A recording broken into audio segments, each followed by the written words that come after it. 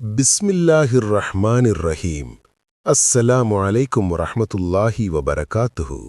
கண்ணியமிக்க அல்லாஹுவின் நல்லடியார்களே, அல்லாஹுவின் கோபத்திற்கு ஆளாகி நம்மை நரகத்திற்கும் செலுத்தும் செயல். அல்லாஹு தன் அருள்மறையாம் திருமறையில் சொல்கிறான், இரு சாரார் அல்லது இரு விஷயங்களுக்கு மத்தியில் பிரிவினை உண்டாகுதல் பற்றி. இன்னும் நீங்கள் எல்லோரும் அல்லாஹுவின் கயிற்றை வலுவாக பற்றி பிடித்துக் கொள்ளுங்கள், நீங்கள் பிரிந்தும் விடாதீர்கள். அல் குர்ஆன் சூரா 3 வசனம் 103. நம் கண்மணி நாயகம் அருமை நபிகள் ஸல்லல்லாஹு அலைஹி வஸல்லம் அன்னவர்கள் கூறினார்கள், உயிர்கள் பல்வேறு வகைப்பட்டவையாகும். அவற்றில் ஒன்றுக்கொன்று ஒத்துப்போகின்றவை பரஸ்பரம் பழகுகின்றன, ஒன்றுக்கொன்று வேறுபட்டிருப்பவை பரஸ்பரம் முரண்பட்டு விலகி நிற்கின்றன. அறிவிப்பாளர் ஹஸ்ரத் அன்னை ஆயிஷா ரலியல்லாஹு அன்ஹா அன்னவர்கள். ஆதார நூல் சஹீஹி புகாரி ஷரீஃப் 3336 ஹதீஸ்.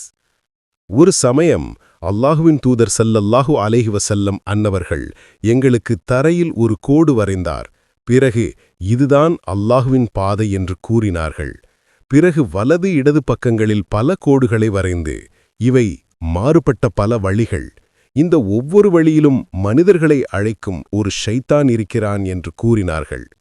பின்னர் குர்ஆனில் உள்ள, நிச்சயமாக இதுவே என்னுடைய நேரான வழியாகும், ஆகவே இதனையே பின்பற்றுங்கள், இதர வழிகளை நீங்கள் பின்பற்ற வேண்டாம், அவை உங்களை அவனுடைய வழியை விட்டு பிரித்துவிடும்.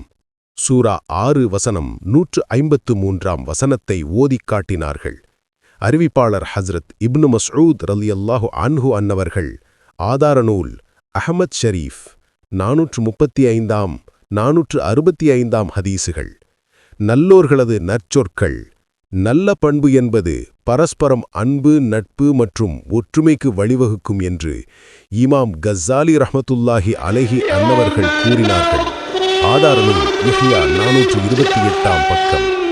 பிரிவினையை தூண்டும் நயவஞ்சகத்தன்மை கொண்ட இப்பண்புகள் நரகத்தில் சேர்க்கும், அல்லாஹுவிற்கு கோபத்தை ஏற்படுத்தும்.